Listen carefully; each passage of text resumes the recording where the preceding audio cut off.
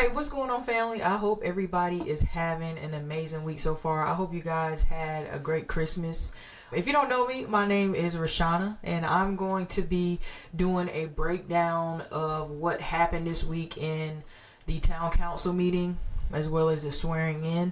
But before we get into that, I just want to let you guys know that in 2026, I know I have been solely kind of covering what's been going on in Winterville, but I will be covering some things that are going on through Pitt County, whether that's Ayden, Greenville, Winterville, Bethel, wherever you live in Pitt County.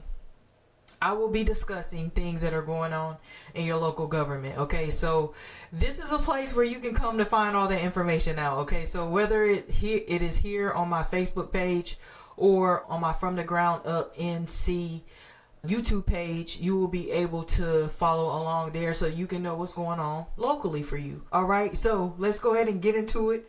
So on Monday, there was a town council meeting in Winterville, as well as a swearing in. So the people that were voted in November, they just assumed their position on Monday. And why is it important? Well, they will be the people who are making the decisions. Okay, so if you don't know, Mayor Ricky Hines, Councilwoman Chantel Hawkins, as well as Councilman Johnny Moore, they were already on the board, but they were re-elected this year, so they were officially sworn in on Monday. So they will be fully responsible, along with Councilwoman Bernie Harrell, Councilwoman Veronica Robertson, and Councilwoman Lisa Smith.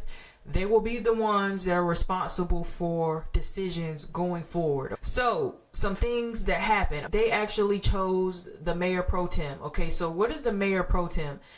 They are actually like the person that steps in when the mayor is absent for whatever reason. So if they are unable to do their duties, the mayor pro tem is the person that steps in and assumes that role. This person is actually chosen by the council. They nominate who they would like to see in that role, and then they vote. And the person that was nominated was Councilwoman Veronica Robertson. So she is the mayor pro tem for Winterville. Okay, so let's talk about this $1 million request, a little bit over $1 million that was requested to get radios for the police department, the fire department, and EMS, right?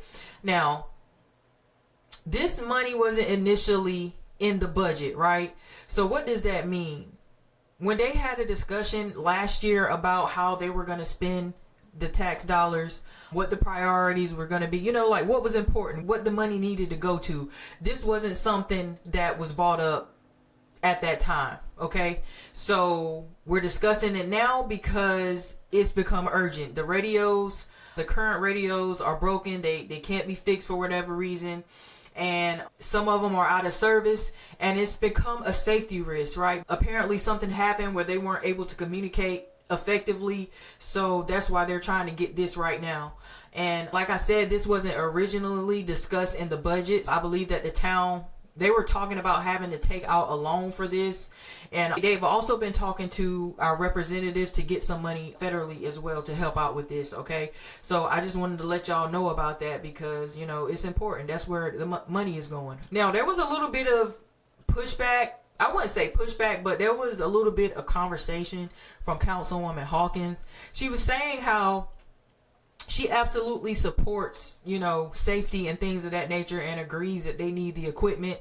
But she was saying how the police department had already received $200,000 for body cams and tasers, right? One of her concerns is if the town can move fast to borrow money for radios, they should be able to move just as fast for the community center, okay? Being that this is a 20-year project, she believes as though they should have the same urgency for things that the citizens have been asking for. So that's something that she brought up. I just want to let y'all know about that. Okay, so let's talk about the rezoning request. Let me explain to you guys what rezoning is. So rezoning is when the town changes its rules for what can be built on a piece of land, okay? Because you can't just build anything anywhere. They have certain things can be built in certain places, right? Businesses over here, apartments maybe over here, single family development over here, like each piece of land has its use. So if they want, let's say if they want to change it for some reason, they will have to go before the council to ask for permission to rezone that. So let's just say there's a piece of empty land somewhere that may be for agricultural purposes, for farming, right?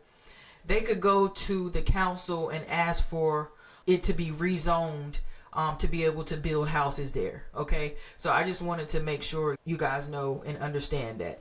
So that's what happened here. Rucker Farms wants to rezone a piece of agricultural land to be able to build single family homes there. Okay, so where would this happen?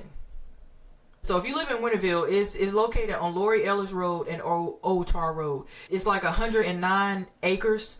So if you know where that area is, I'm pretty sure you've seen all that land over there. It's vacant and nothing is on it right now.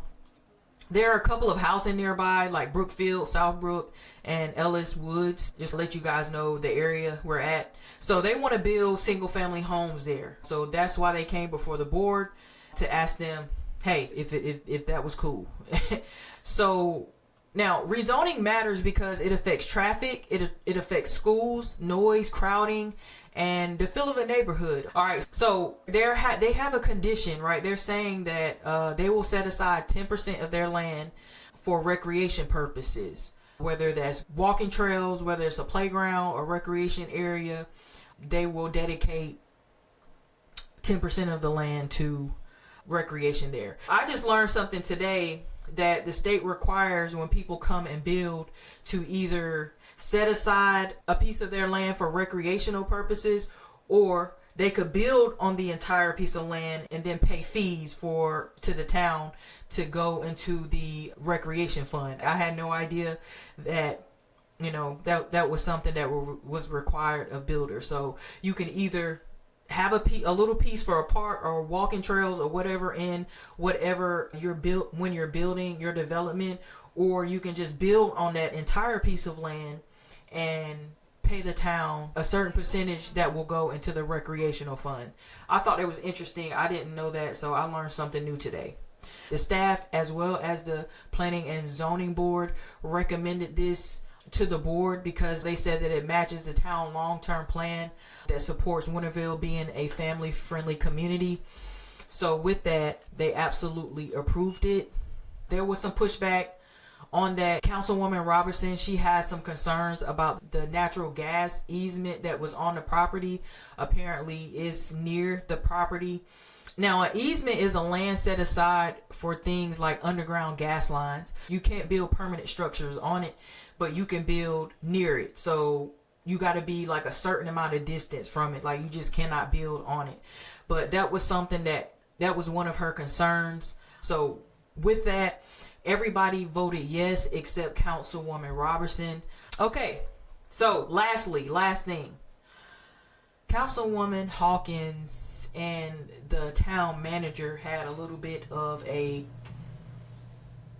conversation. I would say it was a little heat there. I think just a little heat going back and forth about traffic stops and information about that. Now, she requested more detailed information about the traffic stops. Okay, so she wanted to see things like when these traffic stops were happening, where they were happening, what was the outcome, which officer made the stops. She wanted some identifiers because apparently there's been a lot of traffic stops in Winterville. I mean, everybody knows.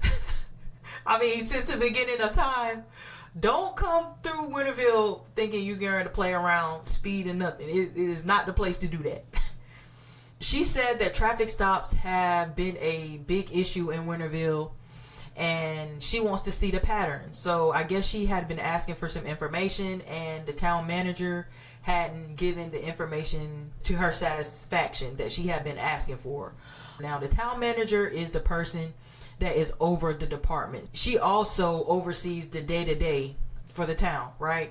And she also manages, like I said, the departments, the department heads, the people that are over the department, the police chief, the fire chief, the parks and recs director, things like that. So they're under her and she manages those people. So that's why they were having that conversation.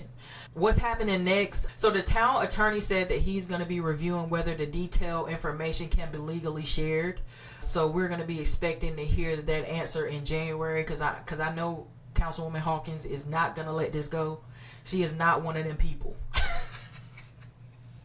She is not one of them council people that's going to let anything slide. Okay, it ain't nothing get ready to be sliding when it come to Councilwoman Hawkins. Okay, I'm telling y'all that if y'all don't know that already.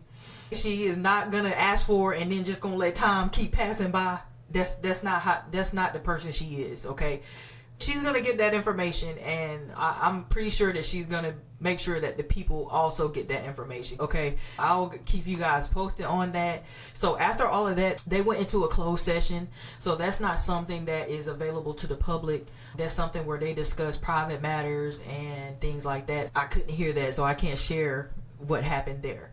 But I just wanted to give you guys some things that happened at the meeting, just some things going on behind the scenes. I appreciate you guys for watching and listening. I hope you guys have an amazing week.